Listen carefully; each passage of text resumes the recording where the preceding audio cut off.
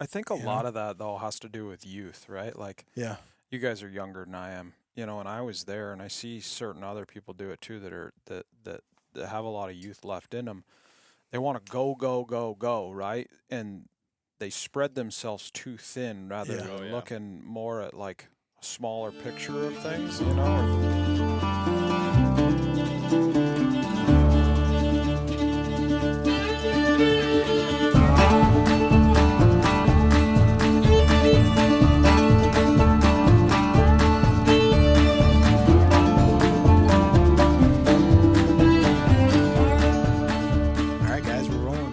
Dun, dun, dun, dun. We should introduce ourselves. Joey Davis. Connor Schellong. Isaac Young. So we got the problem child here. Yes, Connor. we do. Here we go. How many deer did you kill last year, Connor? 6. Did you give any of it away, or y'all consume it already? Or I have taken some deer meat. He's taken some. I will probably take some more. Have taken some. Huh. A lot of it's been right in the belly here. Yeah, there we go. Septic tank. That's right. I can eat venison at least 3-4 times a week, at least. Easily. Yeah, me too. And if it's already cooked and in the fridge, I can It's eat it even every day. easier. Yeah. Yep. I dip it in ranch. You do? Yep. Huh. It's gross. Yeah, that's a little foul. Yeah. Medium rare. Really? Venison steaks and ranch. Huh. So the ranch gets a little red time to time? Oh, yeah. Oh, God. And he just juices Well, it you down got to some think. more. You got to think. Venison has a very low fat content. So you got to mix your ranch with it? Yes. So the ranch has a lot of fat in it. Isaac, that's disgusting. Hey. Yeah. I mean, we got a bottle of ranch at the store today. That's the first thing he went for for. deer. Yeah. But here's venison. You got to have the ranch. I'm a big ranch guy. Do you keep packets of ranch in your back pocket when you're No. deer hunting? No. No. Just I right should, open. though. Got to keep the fat coming. I actually, well, yeah. Well, if you're a high horsepower machine, you got to put the fat in, right? Yep. So what's your go-to ranch? Hidden Valley. Hidden Valley. For sure. Yeah. Yeah, that's I know my there's my big son's bucks out too. there, too. Yeah. Yeah. Yeah. Yeah. Calls it dippy. Got to Oh, have yeah. dippy on everything. It's See? either ranch or ketchup. If Yep. Well, he's gonna be a good deer hunter. Oh, I can dude, tell your you kid's right already now. spotting deer. Yeah. If he likes Hidden Valley, Killer. there's actually an area just south of where I live in Vermont, and there's a Hidden Valley road. Is there? Yeah. And every time I go out in there, I just think ranch dressing. There's one on the other side of me too, on the other side of the big hill. Doesn't that like just draw you in a little bit? No, Hidden no. Valley. No, too many Just that little liberals. Hidden Valley. Too many liberals in Too Hidden many Valley. liberals over Well, there's there. probably big deer because big deer like Yeah, liberals. there is some big deer over there. That's I Yeah. mean, That's a fact. is a fact. Huh. So, Joey, tell us a little bit about your season this year. My season was decent. It was a struggle to find big tracks. I think it was for most of the guys up north. Just could not get onto them. Couldn't cover a lot of ground and not finding the tracks that you wanted to follow. There was a ton of, I'd say 170 to 180, 190 pound tracks, but none of the great big ones. And it kills me to think of, but man, they killed one up there.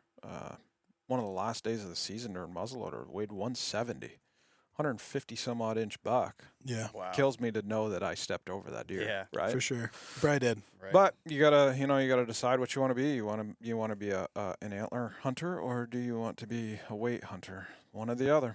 You can't generally have both. Right. Usually they don't Very have rarely. both. Very rarely do they have both. Yep, for certain. Most of them are tight rack, muscly little antlers. Yep. Shitty antlers. Everything, all the nutrition goes to their body. Mm-hmm. That's where they get that weight. But no, it was good. Shot one in New Hampshire. That was a mid 190s buck. If I didn't kill him, I would have told you he would have weighed 220 all day long. Nice. He had a great big track on him. Wicked track, stagger wicked too, huh? stagger. Just a short guy. Yeah, and to me, I thought he was, decently stepped, but when I walked up to him, oh my goodness, he looked like a little midget. He just didn't have it. Then I went to Vermont and got onto a buck. I knew of a buck in an area that myself and a buddy have been chasing for quite some time. And it was an area that nobody could really get into because it was gated on one side. So you had to go a long ways to get to it on another. And I got up into a bunch of moose and came across this buck track. And that buck was 240, 250 all day long. And took him down off the mountain, and I knew I was close to him. And he was just dog and doe is all he was doing. We were headed in the right direction, and I ended up following him right straight till dark. I didn't leave until it was dark. I went back in there the next morning, and that next morning it was snowing hard. We'd got about 3-4 inches of snow, and it was dumping. And I got down into where I'd left him, and I could follow from my tracks to where he bedded, which was only about 100 yards. But I could not make sense of his track from where he went from his bed onward, because there was such a barnyard of tracks all over the place from numerous days. And at that point in time, we'd had about 6 inches, and everything was filled in and just little dimples. Mm-hmm. I searched that ridge for 3 more days and could not find him anywhere. Was there one day and gone the next. Right. Gone the next. But, on to the next range. Yep. And then I hunted. Then I hunted Mass. Shot one down there. Killed one in Illinois with a bow, and then killed one in Illinois with a gun. It was good. Only hunted Mass, what, a couple days? Yeah, just that one day. Drove down that afternoon, spent the night. Killed that buck that day, loaded him in the truck, drove home because we were supposed to get that big snowstorm, and I had to plow. And then came back down just a couple days before Christmas and I think I saw 4 or 5 bucks, but nothing that made me want to pull the trigger. You know, one was had a decent track, good track to him, very little antlers. I say very little. It was a rack buck of some kind, but it wasn't one that I was going to mount. Rack.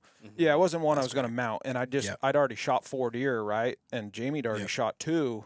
We just didn't need to meet. Right. And I'm not. Jamie killed a 200-pounder, right? Yep, she killed a 200 in Vermont. With her bow, right? Yeah, with her bow. Yeah, yep. Yeah, that was a good buck. She was. Heck yeah. She was happy. That's a big buck. Yeah, yeah. 200 in Vermont. It's hard to come by. Yep. I actually saw another one up there after she shot hers. I saw an 8-pointer up there the day before we left to go bow hunt in Illinois. And I was like, oh, that's a pretty good buck. You know, somebody will shoot him. Like, you know, my mother-in-law or my dad or somebody will shoot him. You know, he was a 16-inch wide 8-pointer.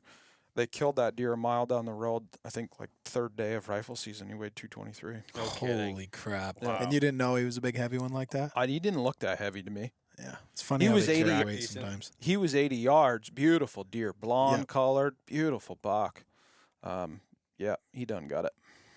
223. 223. Up in the North Country. Yep. Yeah, we don't get them like that down in Rutland County very often. Yeah. Let me tell you. Yeah, but and your Massachusetts buck is on film. You killed him on film.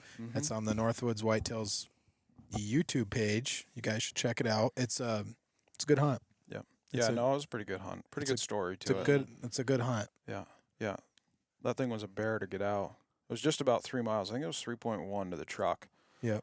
I had a mountain between me and the rig, and there was no going off the one side of the mountain. It was way too steep, so I had to bring them all the way down and around. Dang. It was a good thing. My father-in-law was with me, and he met me about, I don't know, quarter of the way up in there, and that last quarter was downhill to the stream, and then it was all uphill. Right. Oh, it would have killed me. I'd still be dragging. Did you have Mount Laurel to go through? Yeah. Oh, yeah. Yeah. That stuff's a bear. Yeah, you gotta love that. But man, does it grow them? Oh, it does. That's where the big ones are, man. So. Yep. It was something about those long drags that really, when you get back to the truck, it's the best feeling on earth. I think. It is. When you're driving out and you got that thing in the back, there's really not a whole lot better. No. The harder you work, the greater the reward. Whatever. Well, that's anything in life, right? Anything. Anything in life. Yep. Not just deer hunting. Yep. I talked to some guys. I met some guys today at a gun place there, and they were talking about. Kid was talking about how he shot his buck. He was 400 yards off the road. And I said, take it when you can get it, because there's going to come a time where you're going to kill one a lot further, and you're going to wish it was 400 yards off the road sitting in a clear cut. Not the same story, though, once you get them all. How about that one in the Adirondacks? I almost got that first night with you. Yeah, that would have been Oh, my God. He would have about died in a wood road. Really? Oh, yeah. No kidding. Yeah. The truck was about 100 yards down the road from there, too. Yeah. Really? Oh, yeah. Wow. I don't get them like that. That's why I didn't get them, because I don't get them like that. If I'm going to kill one, it's going to be in a spot where when I tell you where I am, you're going to go, oh, my God. Yeah. You're on your own. You're on your own, man. No, I have a knack for killing them in the worst spots. I think it's just part of who we are, right? Like, we want to see what's over the next ridge. and then what's over that one, right? Yeah. Or what's up on top of that shelf, and then what's up on the next one, like just We're that not little bit worried more about and a little bit dragging. more. Yep. Mm-hmm. Yep. No, I think it's something within. It takes a certain individual who wants to hunt this way, who wants Definitely. to track, who wants to Yeah. to kill a big one, right? Not saying all those big ones live up there, because most of them don't. Most of them in the back of houses or something like that. That's the truth. But, You know, I've had a theory. I talk about it a lot. I think the biggest buck in the woods is going to have the absolute best habitat. And a lot of times, the best habitat goes along with the least amount of pressure from predators, us being a predator. So you're behind $1 million mansion, or maybe $2 or $3 million mansions on the side of a, you know, let's say a ski resort, something like that. That is the best habitat for lack of predation, lack of snow. A lot of time intrusion, like you just can't get at them, and that's where they're at. And it's kind of funny. You have to kind of think backwards a lot of times, because I'm trying to. A lot of times I screw myself because I go too far. Right, trying to get away from all that. Getting away from all the people. Oh, the big bucks go where the people don't. No, a lot of times, like you just said, they're right in somebody's backyard, walking right by them. Isaac, how was your season? Oh, my season was awful. I shouldn't say that, though, because I didn't have a ton of time, and I was very stubborn with trying to shoot a big buck in Vermont. I ended up passing on 3 bucks in Vermont, which is, you know, with the amount of time I had, I should have probably killed one and moved on to greener pastures. But the stubbornness that lies within me that kills some deer also will screw me sometimes, because I really wanted to kill a big one in Vermont this year. One of them, I was up on this ridge and I was working my way in, new area, never been there, and this buck dogs this doe right in front of me, like right on this big pointy ridge. The first thing I saw was a doe. She popped up over the ridge when her tongue was hanging right out, and I was like, oh boy, here we go. Safety went off, GoPro went on, picked the gun up, and rack 4-pointer jumps right up over, and I pulled the gun up, held it on his shoulder, and I was like, man, I should just end this right now and go to New Hampshire. But I didn't. I stuck to my guns and I let him go. And, you know, I ended up going to the Adirondacks with Connor for 4 days. I had a crack at 2 bucks. I didn't pull the trigger, but I saw 2 bucks. Didn't get either of them. And then by the time I went down to Massachusetts, I think a lot of the bucks were shut out. And they weren't in the areas where they usually are, because there was no acorns in New England, it seemed like, this year. And there was 2 feet of snow. And there was 2 feet of snow when I was down there. Well, I ended up tracking a buck on New Year's Eve that was shut out. Mm-hmm. I caught him 40 yards, 3 o'clock in the afternoon. Bloody pedestals on his head. You know? So it's like, oh, what are you going to do? Right. You know, you can't. Luck of the draw. Last day, I could have sealed the deal on who knows what it was. You can't win them all. No, you can't win them all. And, you know, I didn't have a lot of time, but one thing I will say is I've been kind of reflecting on my season, and I think I spread myself a little too thin, because I know of a lot of big deer. I've scouted a lot of big deer, and I wasn't doing a lot of like big adventure hunts, what I kind of like to call them, where you go in the dark and you come out in the dark. And that's when I seem to kill a lot of my bucks, is on those big adventure hunts. I think a lot of that, though, has to do with youth, right? Like, yeah. You guys are younger than I am, you know, and I was there, and I see certain other people do it too that have a lot of youth left in them. They want to go, right? And they spread themselves too thin rather than looking more at like a smaller picture of things, you know, or just focusing in on a spot maybe or whatever. Yeah, you know, I don't know. I know that I did that. Used to spread myself way too thin. You know, I'd be here and I'd be over there and then I'd be back here in the same day, right? Yeah, that's what I was doing. Stupid. I think over time, as you evolve, you slow down, you process things a little bit different and analyze them, right? Like we do it with everything. I mean, whether it's work, everyday life, family, whatever it may be. And I think that's something that you eventually grow into and you settle down. Yeah. If you're gonna go. Yep. Yeah, so next year I wanna try to do more of those big adventure hunts, and like I was talking to Connor earlier about this. You know, be okay with the idea of potentially ruining a day. Because I have a hard time with that. I have a hard time. Like, I get up on a ridge, I'll do like 3 or 4 miles up in there, and if it's not like exploding with buck sign or I'm not seeing deer, I'm like, I gotta go. And I run out of there. You jump out. And I go to the next one. Mm-hmm. And I'm looking for the home run all the time. I need to stop doing that. But I think a lot of the reasons why I'm doing that is because I'm working on such little time that I feel like if I'm not in the money, I'm just hurting myself. Mm-hmm. But I think a lot of times me trying to move from point A to point B to point A to point B to point C, I'm screwing myself. You're burning an hour in the truck here, Burning an a hour truck, in the truck after lunch. here. Yeah, because it's not like I'm hunting adjacent properties. Right. They're like counties away from each Mhm. other. But yeah, so I didn't kill a buck this year. First time since I was probably 13 years old. But you knew what you But wanted. You didn't I knew what I settle wanted. for See, that was something another smaller. thing. I didn't settle. Mhm. And I am kind of proud of that in a way. Right. And, you know, I ran a lot of cameras this year that had giant bucks daylighting on my cameras. So, you know, like I'm still. Sometimes it's good to be normal though, right? Like sometimes it, Yeah. like, you know, a reality check, bring you back down to earth a little bit. Like, Yeah. I just came from Massachusetts where I killed a mid 160s buck. I Yeah. killed a 140s buck in New Hampshire Yeah. just years prior. Yeah. Big one in Vermont. Yeah. You can't expect then- that every year. No, and then I go buckless, right? But Yeah. there's nothing wrong with killing that 4-pointer, right? No, Like, there's if there's a nothing good, wrong with if it. it's a good hunt, Yep. you're happy with it. That's all Right. that matters. It doesn't matter what somebody else thinks. No, way. no, for sure. And you know, I could have killed that buck, but then if I would have killed that buck, I would have been pissed at myself because maybe I would have gotten a big one in Vermont like I wanted. Right. Yeah, You yeah. know, and I'm erring on that side. You know, I'm almost 30, and I have a whole wall full of 4-pointers.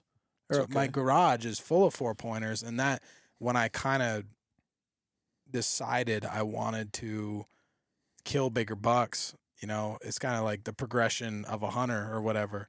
Some people would have killed that 4-pointer all day. Oh yeah. Another one of the bucks that I let go in Vermont this year, I was hunting a national forest piece. I was walking out. I was bow hunting. And I decided it was like a half an hour before dark, and I was up in my saddle, and I decided I'm not going to sit here till dark. I'm going to kind of work my way out of this area. You know, in the daylight, maybe I'll catch something coming out in the daylight. And as I'm walking out, it's like almost dark, and I hear something coming down off the ridge, and I'm like, no way.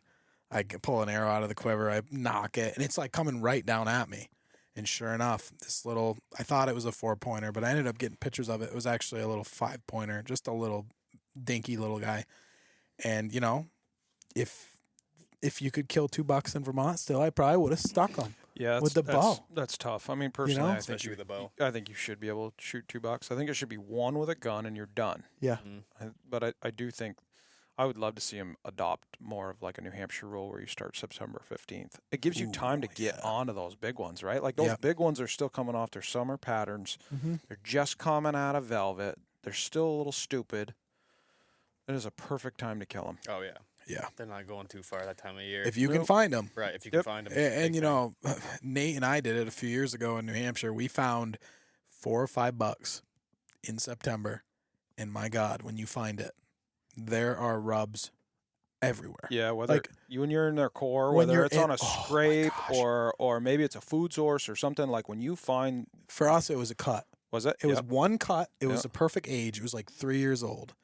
And there was acorns in and around this cut. And there wasn't a doe. There wasn't a doe in there. It was 5 bucks. And they ended up killing one of them. I had passed on a 5-pointer and a 7-pointer the week before he killed the big 8 that he killed. But what I'm getting at is if you can find a group of bucks in September, it is very, very easy. Yeah, your odds of getting one are pretty good. They're up there. But Mhm. I've also hunted over here for like 4 years, and I've only found a group like that one time.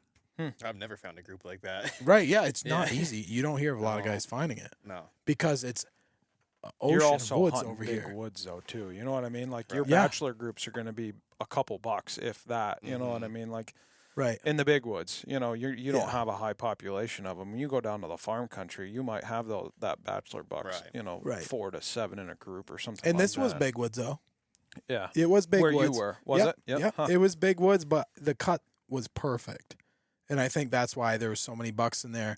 But You were just in that pocket. there was just a pocket. Like Right. there was cuts all over that range. Mm-hmm. It was just that one. So I think it's like they're just in like one little spot. And that's why I think it's so rare when you find that little bachelor group. Oh yeah. Because I think it's like out of let's say, 10,000 acres, the bachelor group's going to be in 100 acres. Right. That's not They're much. staying right there. Dude, they weren't going Everything anywhere. they needs right You there. get pictures of them every day. Right. Like, and Yeah, I mean, we see it a lot in the north, like even with a moose, right? Like a big bull. I mean, he's got everything he needs within a quarter mile. I mean, more food. You can just lay there and Yeah. reach side to side and get up the next Yeah, they day, don't go move anywhere. 10 feet, reach either side, pick his 30 pounds Right. of food a day and Mhm. onward. And a big buck's the same way. As long as it's got food, water, and cover, he ain't going to go far. Right. He's just got packed of pounds on. Winter's coming. Love's the coming. rut's coming. Yep. Oh, yeah. Speaking of love, Connor. Hey, Connor. For all you single ladies out Yeah. there, Connor is a single man. I'm not sure many ladies are going to listen to this. I don't know, but They might. I'm going to start like a huntersonly.com Ah, for you there and we Corey go. Ryder you or don't have something. to be lonely Yep. at Trackers Like- Only. Yeah? I think it's just me Nice and little Corey ring on to there. it. Just you and Corey. Probably the only group of guys Oh on there. my Yeah. gosh. Corey's listening to this, swearing us up and down Yeah, right now. probably. But That's funny. any luck with the 40-year-old Connor? 40-year-old and still working on it. Huh. Well, best of luck. Yeah. He's a pretty good cougar hunter. Yeah, I know. I heard about it. Yeah. We just went out west shed hunting there. That was a Yeah, good you got time. a week full of that. Huh? I did. Yeah, give I me did. give me some details on the shed trip, boys. It was a lot of fun. It certainly was. Yeah. We left just in time before that great big snowstorm hit. Yeah. It was like, what, 30, 40 mile an hour winds in Boston, raining? Yeah, we didn't think we were gonna get out of there. Yeah. So where'd you guys go? You got to tell the listeners. West of the Mississippi. Oh, That's all. oh, That's we're all. not Oh, yeah. Not telling people. None of your business. We're there at none of your business. Yep. Gotcha. Yeah. Top secret. Everybody and their brother wants to find antlers, Take a right? guess. Yeah. Oh yeah, you could. Yeah. I can assure you that you can pick a spot on the map west of the Mississippi, and it's got an antler there. So just go find one. true. You don't need to That's worry true. about where Miles we're on it. going. There's antlers around here too. Oh, there is. They're There sure buried. is. Yeah.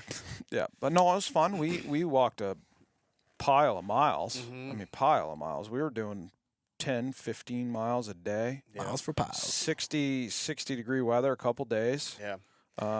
You'd walk 5 miles and not pick up an antler. Some even Boo more. I mean, hoo. Eric that went with us. What did he find? A couple days, he only found like couple Yeah. couple he had a antlers couple each slow day. Days, but then All of you a get into sudden, a pocket of them and just carry out a bag full. yeah, No Yeah. kidding. Yeah. yeah. Connor coming down off the ridge. I got a video of Connor coming down off. Looked like he was I saw carrying a it. baby. Yeah. How many antlers did you guys find? What was the number? We all together we brought home 220, but we found around 250 between what was left in the woods. Okay. It was just I can junk. tell you, I didn't leave anything in the woods. I picked up every old piece of chalk. Atta I could boy. find. That's the old Vermonter in They you. all count. They all count. That's right. You know what? You almost left that old moose antler in the woods that day. That you old remember green that? thing? Yeah. There's an old Yeah. green moose stump he found, and he was gonna leave it. I was like, Thing stunk. nuh-uh. It's like Weighed drip about taking that water out 20 of it. pounds and was 10 It inches was like long. this big. Gross. Not Yeah. even. Yeah. Yep. Yeah. He suckered Oh, me into kidding. that. Hang Yeah. those babies in the trees. They ain't worth your effort. They don't pay dividends. No. No. I've never found a moose antler. Really? Never. Huh. You got to go north, man. Yeah, Either that or getting some of Connor's country. I guess. I don't know. I guess we I've were never spoiled really, out there though. I've never really Yeah. looked for moose antlers. But yeah, you guys were spoiled. Big time. I was quite jealous at work. You came I'll back give it here to you. today and walked around, I don't know, 5 miles maybe. Like, this is a joke. Yeah. Yeah. Oh yeah. No, Yeah. dude. No, you definitely work for it here. The but- shed hunt really sucks around here. I'll do literally last year. I probably did.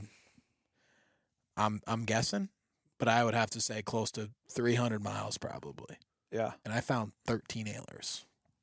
That's not bad though. We were going all winter into like Yeah. June even.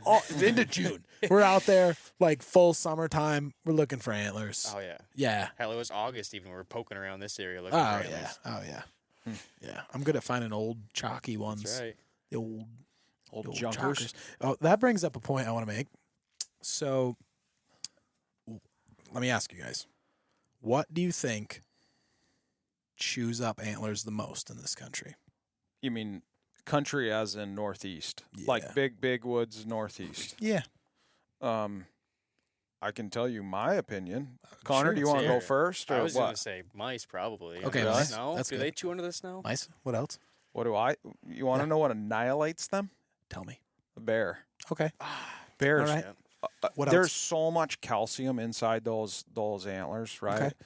And Bears just we all hammering on know how strong a bear's sense of smell is, right? I mean, they're the only animal that can smell a newborn fawn or days prior to when a cow moose is going to give birth to her calf, They're right? a good fart. They can smell. Oh, I'm sure they Good can, fart, right? yeah. But Good Taco Bell fart. they will annihilate a beautiful chocolate brown antler. Wow. Annihilate it. Just Oh, Kobayashi on like it. you wouldn't believe. But no, I've seen everything. I've seen where fisher cats have chewed on them. I've seen where coyotes have chewed on them. Obviously, squirrels, mice, Pause there. porcupines, At squirrels. Yeah. So what I'm thinking, Oh shit! Here we go. we catch some squirrels, we train them on sheds, we put little GPS collars on them. Okay, we release them, they find us sheds. Huh? I will tell you this, right? Yeah. Maybe for deer antlers that'll work. That's what I want. That's what I want. Moose antlers definitely not, There- right? those Right, no, squirrels so are I don't- country, huh? You would swear that there is nothing other than a damn moose that lives where we find most of our antlers, right? Right. There's just nothing for a lot of that small game. There's red squirrels in that country though, right? Yeah. There's a red few of squirrels. them, right? No, but There's I'm not a talking- lot to eat other than I want to get like a big old gray squirrel, like almost maybe like a Those city, fox squirrels, like a like- city gray squirrel, Yeah. like a big fat city gray squirrel, you know. But what I'm thinking is you let them loose and you're like, go get the antler, you know, whatever, and it goes and you're watching it on your GPS, and when it stops, that's how you know. really. Yeah, they're not gonna bring it back. That's where you drop the golden. That's where you drop the golden pin. Connor, don't tell people about the golden I don't know pins. if I could give you my opinion about squirrels and Yeah. that thing. You Fuck those things. You don't Seriously. think this? No. They will annihilate an antler out west. Before fox we could squirrels, even get to it, those you think? fox squirrels have freaking nuts that are dime sized. When they're above Right. you and you're sitting there bow hunting and they Yeah. get above you and they start chattering, those things got balls on them like you wouldn't believe. Probably, yeah. They will Yeah. they do, and they annihilate sheds like out in Illinois, right? Like we pick out there, and if there's an antler that's been on the ground 2 weeks, it's Yeah. been chewed to shit. Yeah, it's kind of like around my area in southern Vermont. Like How that's do they why. smell those? Do you think? I don't know. Yeah, oh, yeah, Oh yeah, they got it. yeah. The things are like the size of most people's cats. Right. They're Yeah, huge. no, they're big. They have them in Ohio, and I used to go down there with my dad. We'd see them. I used to shoot at them with a slug gun. Did you? They get a Oh, few yeah. kind of squirrels out there, don't they? Fox squirrels are big, What are and those they- black squirrels? That's what I'm referring to is those fox squirrels. Those Okay, fox squirrels so are big. I just learned this recently. Black squirrels are actually just a gray squirrel with like a rare thing, a rare genetic thing. How the hell do we get talking about frickin' squirrels? We're I supposed don't to be know. talking about tracking bucks here. Well, you know, Tangents. tangents. We're going down different rabbit holes or squirrel Squirrel holes. Yeah. Huh. But see, I want to train a squirrel to find sheds. Do you know that old Italian guys used to train ferrets to get rabbits in holes? Mm-hmm. Have you heard that?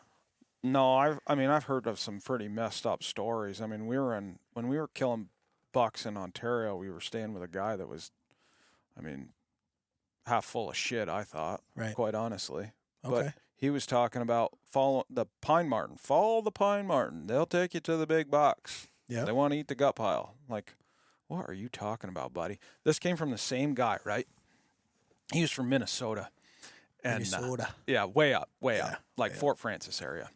And they reintroduced the wolves. Well, they were young.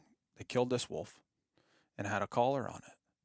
And they took it to the freaking train station, put that collar on the train, and that train was on the fucking next day flight to freaking Chicago. Can you imagine? The wolf went to Yeah. Chicago. The collar did. I think the wolf took a bath. Yeah, I'd say. He was a unit, man. When he arrived, the Indians, he bought this lodge up there. The Indians were stealing his stuff. Really? So he put a target, and he's like an ex-military guy. He put a target like 400 yards out in a lake on a buoy, and every morning he'd wake up and he'd shoot that buoy. And of course, those Indians, all they do is hunt and they fish, one or the other, and they drive by that buoy every day. And they got the hint real quick. Don't mess around. But wow. Yeah. That was a place, though. I mean, we had a lot of fun up there. When we got snow, it was like a light switch turned on. We killed some serious bucks up there. I want to hear some Kenora stories. You want to hear some Kenora stories? Yeah, I kind of dream about Kenora because I feel like I kind of missed the boat when it comes with like peak Kenora. I think it was phenomenal, right? Like we weren't seeing deer like some guys. I'm not gonna say I was in Kenora because I wasn't, right? But Canada though. Yeah, I was in Canada. Yeah, something like that. But we were seeing, I don't know, 25 deer in 2 weeks' times, but most of them were buck, and we were seeing some good ones, right? We'd go a long ways and cut buck tracks. We could pick and choose what buck track we wanted. I remember one day we drove by like, I don't know, 5 buck tracks that were over 200 pounds in a 45-mile stretch, right? Why would you say there's so many big bucks up there? It was a certain time where the forest was evolving, right? Like they were starting to come in and recut it, and with that, those deer came. Mild winters, hardly any predation to them at all. So as they logged further and further, those deer just kept booming in numbers. Following. And there's so much cedar up there around those lakes. Like you get up there to a lake and it's all chewed off, 6-8 feet right off the ice. Yep. They had everything they needed up there, and mild winters allowed that population to boom. With it came the hunters and came the wolves, right? And the wolves annihilated it. Hunter pressure wasn't it, right? Like Vermonters were going up there and shooting everything under the sun, but Canadians do that in general. They don't care what they shoot. They're going to shoot it. Right. And the wolves are hunting year-round. Yeah, the wolves are hunting year-round, and they started getting some deep snow, and that just put it under, right? Like, I still believe that you could go there today, even as bad as that herd is, and kill just as big a buck there as you could anywhere in the Northeast. Really? They're still there, right? The strongest always survive. Yeah. No doubt about it. True. But, That's where you shot your biggest buck, huh? yeah, I shot some big ones up there. Yeah, no doubt about it. Yep. And the biggest was at the end of the road, 2 miles back. That was a big one. Yep, good times. What'd it weigh? That one was like 260. And it scored? 184. Big. Hard Just to so you come guys by. know, But that's big. yeah, but I didn't know it had that on its head when I shot it, right? Like I knew it was a big buck, 260. but I couldn't, You I didn't couldn't know count 180 inches. inches on its head. I would have Yeah, thrown yeah. up all Yeah. over myself Yeah, if I shot that deer. yeah, Just so you know. And if I do one day, Yeah. I will lose my mind. yeah, 260, 180. yeah. You better get some help for that one.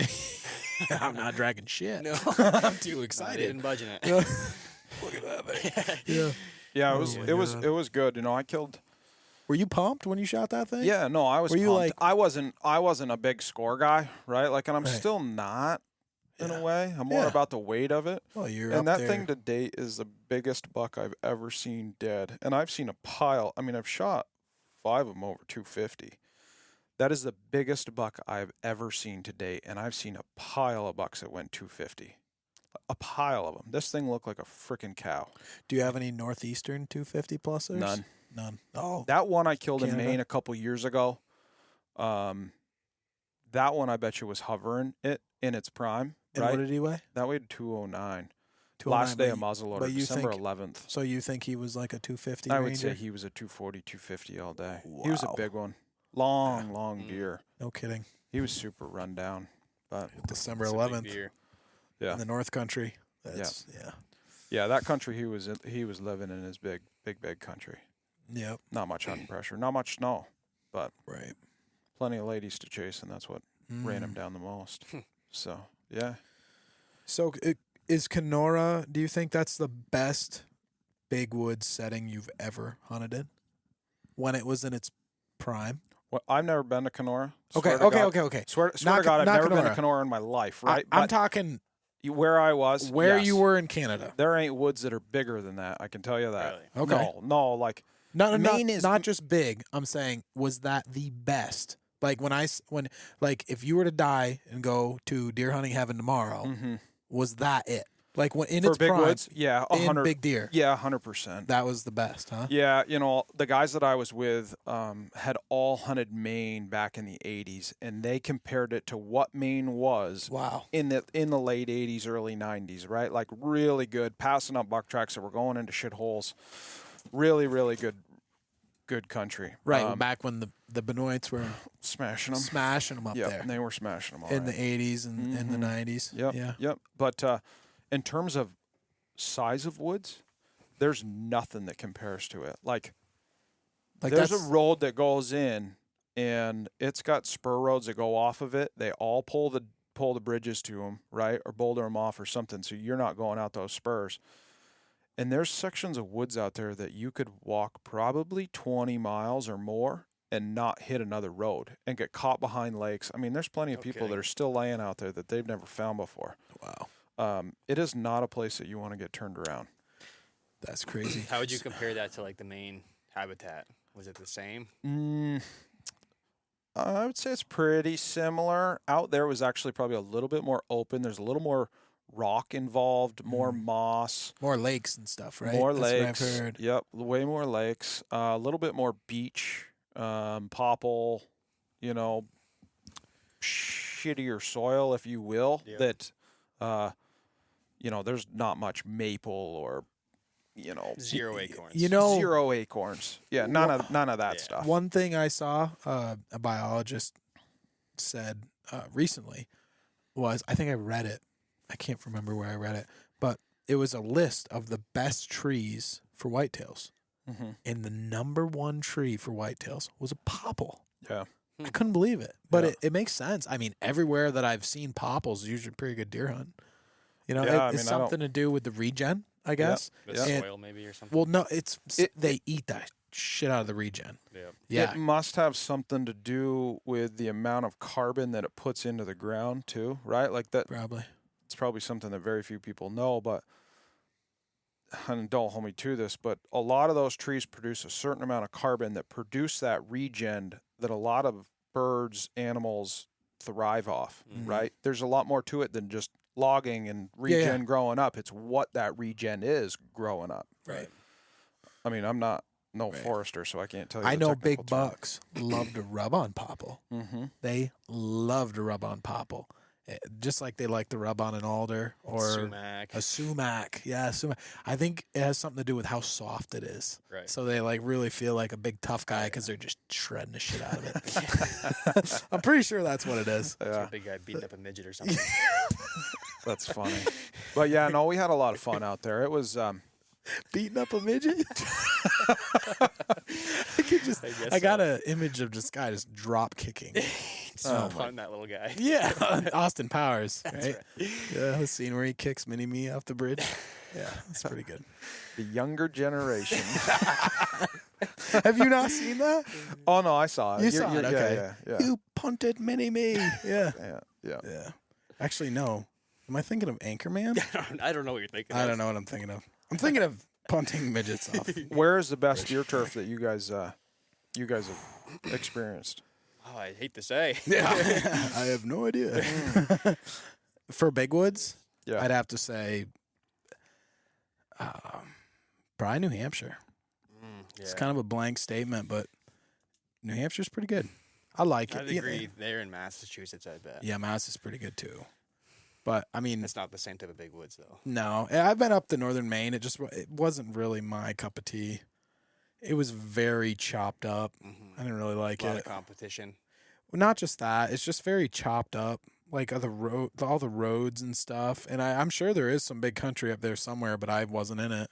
I was way up north and all that log country, and I don't know. I think there's giants up there because the habitat's just perfect for them. Yeah. And I missed a really good one up there in 2019.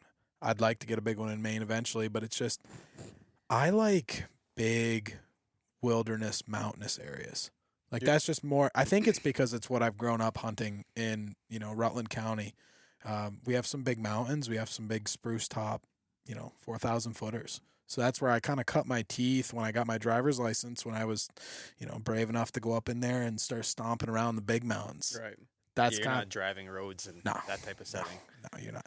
You were asking me earlier. There's a road that we kind of hunt around in some bigger woods down in Rutland County, and he's like, "Do big bucks ever cross that thing?" I was like, "Kidding me? No, Yeah, they know no better. way. They've been They tracked know a time better. or two Yeah, if they cross that. they don't cross that thing. Yeah, you can't really cut one. It's probably a lot like the Adirondacks, Right. in a way. You got to cut them on foot.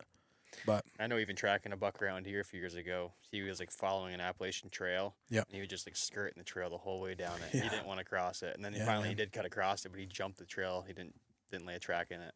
yeah, they're smart Right. for sure. They don't like getting killed. No, they don't.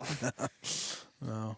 Do you like hunting the more open ground? Is that what you like? Yeah, Do you not I'm- like hunting the thicker, cut don't- off region. I don't like the roads, man. That's the thing with Maine that I don't like, and I haven't really messed around with like Western Maine per se. Like I was kind of up north, and I just felt like I was always in a box. Yeah. Because it's like I can only go a mile, and then I'm gonna hit another road, and like you always have it in the back of your mind. It's like, well, did I just get cut off, Right. or should I go back am I and gonna drive push around this to thing this out to a road? road hunter? It's like it was kind of cool because up there, no matter where I hunted, I could always thumb my way back to the rig at the end of the night. I'd do that every time. There'd be a bunch of boys riding down the road, drinking beer.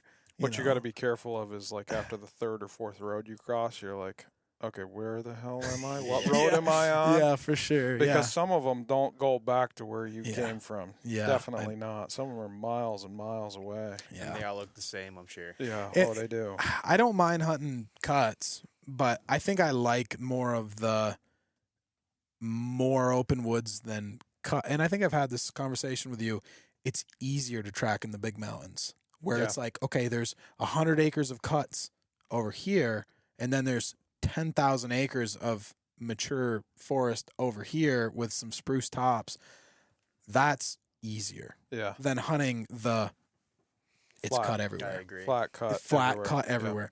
I think the bigger deer are in the flat cut everywhere. Mhm. But, I just haven't got to that point where I've really messed around with it much. And probably has a lot to do with I'm from southern Vermont. Yeah, you're hunting what you grew up. I'm hunting what Yeah. I grew up in. I do want to get into that cut country. Yeah. Like you prefer the cut country, right? I do. I prefer it. When I come back to central and southern ground, I find it way easier to track in. To me, it's like I don't want to say it's easier, but it's definitely easier. It's easier. Yeah, No, you I'll see agree it with a lot you. further. You can. Yeah. When you're tracking in wide open country, right? Like for me, I can cover way more ground quickly. I can see a lot further, and I know when I'm getting close. Yep. In a lot of that country, I can spot that deer a long ways away, right? Yep. And when you know that you're getting close in that country, you kind of have to step on the brakes a little bit because you're going to see him a long distance away. If you're faster you move, when he's slowing down, he's going to see it. It's so wide open. And that's why I like a lot of guys. They say, oh, the deer sees me 300 yards away. Well, you're moving too fast or something, faster than your eyes can look, right? Right. I like hunting the north. Things are much more personable, up close and personable in terms of like most of your shots are between 20 and 50 yards. You better be on the ball. Right. Up Yeah. close That's and peep personal. sight country. Mhm. Peep sight. Yep. And you use a scope. Yeah, I use a Trigicon. I was going to I've never asked you about this. It's probably a good time. Why have you never gone to a peep? I can't hit the broadside of a barn. Okay. Yep. All right. Well, Not that's a going to good be answer. not going to sugarcoat it. I am not one to use a peep sight. Yep. I mean, I can at 50 yards I can hit a pie plate, but to me that's not good enough, right? Mhm. Like I know I am much more accurate with that Trigicon than peep sight. Okay. And I would say that Trigicon is as fast as it gets in terms of like a magnification and open sight. Like that's the closest thing you're going to get to it is that Triticon.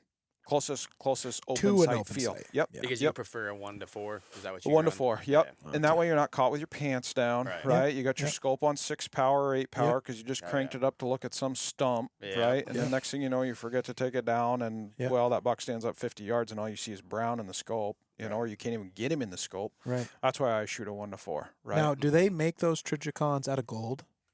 Because it seems like they're a little pricey, but I'll tell you this. I don't know. I bought my first one in 2006, Okay. and that sculpt today is still phenomenal. I was 10 years old Yeah, you were back then. Yeah. yeah. You weren't even tracking Just- bucks. Well, Maybe. I was tracking barn cats. Guaranteed. Yeah, This I goes back was. to this podcast I did with him a while ago. I'm pretty sure he was shooting barn cats. had He to won't shoot admit it. barn Cats. I was not shooting barn, but I was tracking them. I swear. But I yeah, was no, tracking 'em. yeah, no, I use a scope. You know, I've killed deer tracking that are 100 yards out, Yep. and with a peep gun, to me, that's a prayer shot. Yeah. And we all know when you're tracking bucks, like sometimes you only get one chance, Right. Mm-hmm. and you got to capitalize on it.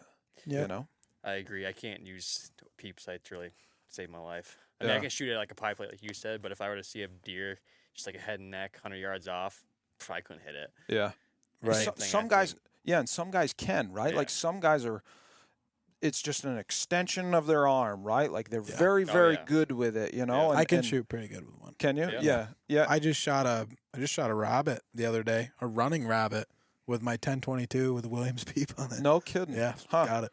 See, we used to rabbit hunt a lot with a guy who's since passed away, but we were using 22s. We were using the same setups. He was using. With the peeps? Yep, he was using a Remington pump, Oh, yeah. Yeah. right, with a scope on it. That was what he hunted with. It was an odd 6, pump, Remington pump. And I always shot a semi-auto, so I use a semi-auto Yep. 22. Yep. I mean, Good awesome, practice. awesome practice. Yep. Yep. Yeah, you just got to know where everybody is when you start letting loose. Oh, yeah. I'll tell you what, with the peep sight, that whole thing, I have a 7600 carbine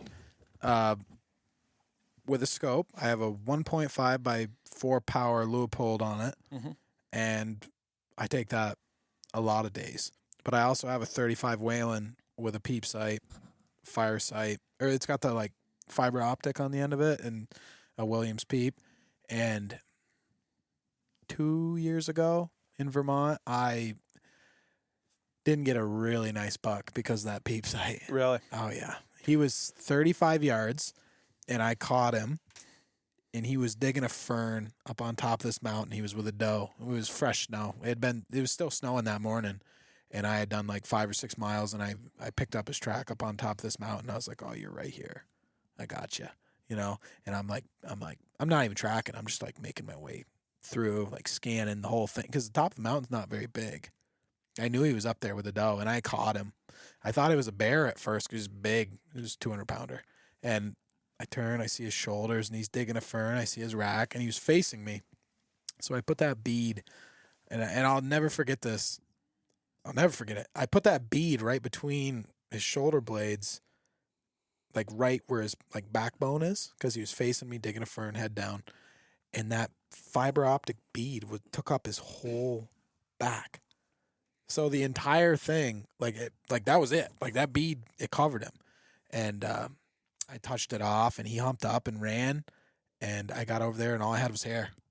And I followed him for quite a ways. And I think I actually could have killed that buck if I would have just calmed down and waited, because I think he would have probably come back looking for that doe, looking back on it.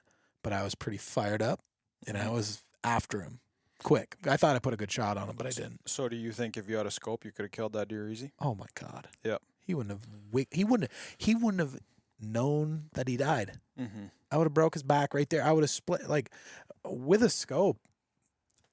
I'm a good shot, Mm-hmm. and I'm a good shot with a peep sight too. But I learned, don't take a frontal head down shot with the peep sight, because if you don't have a piece of plywood to aim at, which, I mean, you're pretty much aiming at a pie plate at that point. Mm-hmm. The kill shot on a deer facing you at 35, 40 yards with his head down, it's not very big. Right. If you're a little high, you got hide there. You're a little right, you got hide. A little left, you got hide.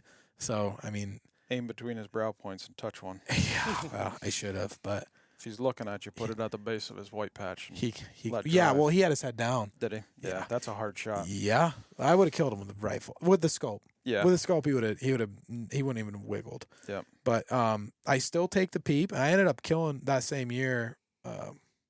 Yeah, it was that same year. It was the year I got my mass buck, and that was with the peep, Yep. with the muzzleloader. So, Yep. I mean, I didn't give up on it, and I think the key is broadside with the peeps. Yeah. You know, because it's like you're aiming more at a big area. Yeah. Especially past like 35, 40 yards. You're not- bound to miss one, whether you're shooting a scope or peep. Yeah, sooner or I mean, later. I missed it with the scope Right. too. Yeah, I mean, you're bound to miss a buck, but Yeah, I mean, That I one miss just more hurts. freaking buck. I miss buck every year. I'll miss at least 2 buck a year. Like, I am dang. terrible when it comes to that.